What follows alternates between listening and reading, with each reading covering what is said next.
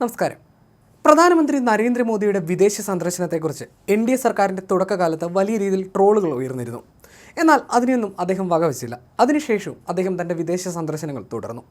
പതിയെ അന്ന് വിമർശിച്ചവർ പിന്നീട് നിശബ്ദരായി. കാരണം അതിൻ്റെ വില എന്തെന്ന് പിന്നീട് ട്രോളിയവരും തന്നെ തിരിച്ചറിഞ്ഞു. തന്ത്രപരമായ തീരുമാനങ്ങൾ എടുക്കേണ്ട സാഹചര്യത്തിൽ അദ്ദേഹത്തിൻ്റെ സന്ദർശനം ഏറെ വിലപ്പെട്ടു എന്നതായിരുന്നു അതിനുള്ള കാരണം. ഇപ്പോൾ പ്രധാനമന്ത്രി US സന്ദർശനത്തിലാണ്. ഈ യാത്രയും വെറുതെ ആയിട്ടില്ല എന്ന് തെളിയിക്കപ്പെട്ടിരിക്കുകയാണ്. ഇന്ത്യയിൽ നിന്നും മോഷ്ടിക്കപ്പെട്ട് അമേരിക്കയിലെത്തിച്ച 297 പുരാവസ്തുക്കൾ ഇന്ത്യക്ക് തിരിച്ചു നൽകിയിരിക്കുകയാണ് അമേരിക്ക. ഇപ്പോൾ ഇന്ത്യയിൽ നിന്ന് കടത്തിക്കൊണ്ടുപോയ പുരാവസ്തുക്കളാണിവ.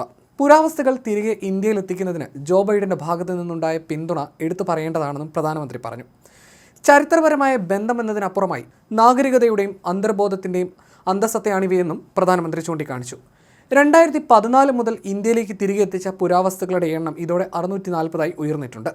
കഴിഞ്ഞ വർഷം ജൂണിൽ അദ്ദേഹം നടത്തിയ സന്ദർശനത്തിനിടെ 105 പുരാവസ്തുക്കളും തിരികെ ലഭിച്ചു.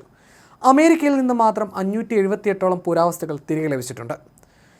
അമേരിക്കൻ പ്രസിഡന്റ് ബൈഡന്റെ ഔദ്യോഗിക വസതിയിൽ വെച്ചായിരുന്നു ഒട്ടേറെ വർഷം പഴക്കമുള്ള പുരാവസ്തുക്കളുടെ കൈമാറ്റം നടന്നത്. മണൽക്കല്ലിലെ അപ്സര പ്രതിമ, വെങ്കലത്തിൽ തീർത്ത ജൈന തീർത്ഥങ്കരന്മാരുടെ പ്രതിമകൾ, മണൽക്കല്ലിൽ തീർത്ത ടെറാക്കോട്ട പ്രതിമകൾ, മണൽക്കല്ലിൽ തീർത്ത ബുദ്ധൻ്റെയും വെങ്കലത്തിൽ തീർത്ത വിഷ്ണുവിൻ്റെയും പ്രതിമകൾ എന്നിവയെല്ലാം തിരികെ ലഭിച്ച പുരാവസ്തുക്കളിൽ ചിലതാണ്. 13-14 നൂറ്റാണ്ടുകളിലെ ദക്ഷിണേന്ത്യയിൽ നിന്നുള്ള കരിങ്കല്ലിൽ തീർത്ത കാർത്തികേയൻ, 17-18 നൂറ്റാണ്ടിൽ കിഴക്കൻ ഇന്ത്യയിൽ നിന്നുള്ള വെങ്കലത്തിൽ തീർത്ത മഹാവിഷ്ണു, 1-ാം നൂറ്റാണ്ടിലെ ദക്ഷിണേന്ത്യയിൽ നിന്നുള്ള ശിലാശില്പം, 17-18 നൂറ്റാണ്ടുകളിൽ ദക്ഷിണേന്ത്യയിൽ നിന്നുള്ള വെങ്കലത്തിലുള്ള ഗണേശൻ എന്നിവയെല്ലാം ഉൾപ്പെടുന്നു. 2000 BCE മുതൽ 1900 CE വരെ ഏകദേശം 4000 വർഷത്തോളം പഴക്കമുള്ള പുരാവസ്തുക്കൾ ഇന്ത്യയിലുടനീളമുള്ള വിവിധ പ്രദേശങ്ങളിൽ നിന്നാണ്. ഈ പുരാവസ്തുക്കളിൽ ഭൂരിഭാഗവും കിഴക്കൻ ഇന്ത്യയിൽ നിന്നുള്ള ടെറാക്കോട്ട ഇനങ്ങളാണ്. മറ്റുള്ളവ കല്ല്, ലോഹം, മരം, ആനക്കൊമ്പ് എന്നിവയിൽ നിന്നാണ് നിർമ്മിച്ചിരിക്കുന്നത്.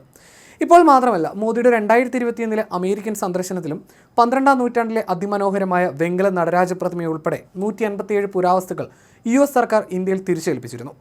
2023 നടന്ന സന്ദർശനത്തിൽ ഇന്ത്യയുടെ സമ്പന്നമായ ചരിത്രത്തെ പ്രതിനിധീകരിക്കുന്ന 105 പുരാവസ്തുക്കൾ കൂടി തിരികെ എത്തി. ഡൽഹിയിൽ നടന്ന 46ാമത് ലോക പൈതൃക സമിതിയുടെ ഭാഗമായി ഇന്ത്യയും USഉം ചേർന്ന ഒരു ചരിത്രപരമായ നീക്കത്തിൽ ഇന്ത്യയിൽ നിന്ന് USലേക്കുള്ള പുരാവസ്തുക്കളുടെ അനധികൃത കടത്തൽ തടയുന്നതിനുള്ള ആദ്യത്തെ സാംസ്കാരിക സ്വത്തവകാശ ഉടമ്പടിയിൽ ജൂലൈയിൽ ഒപ്പുവെച്ചിരുന്നു. അതേസമയം ന്യൂയോർക്കിലെത്തിയ മോദി ഇന്ത്യൻ സമൂഹത്തെ അഭിസംബോധന ചെയ്ത് സംസാരിച്ചിരുന്നു. കൂടാതെ ന്യൂയോർക്കിൽ നടക്കുന്ന UN ഭാവി ഉച്ചകോടിക്കിടെ പ്രധാനമന്ത്രി നരേന്ദ്രമോദി ഫലസ്തീൻ പ്രസിഡന്റ് മഹ്മൂദ് അബ്ബാസുമായി കൂടിക്കാഴ്ച നടത്തി.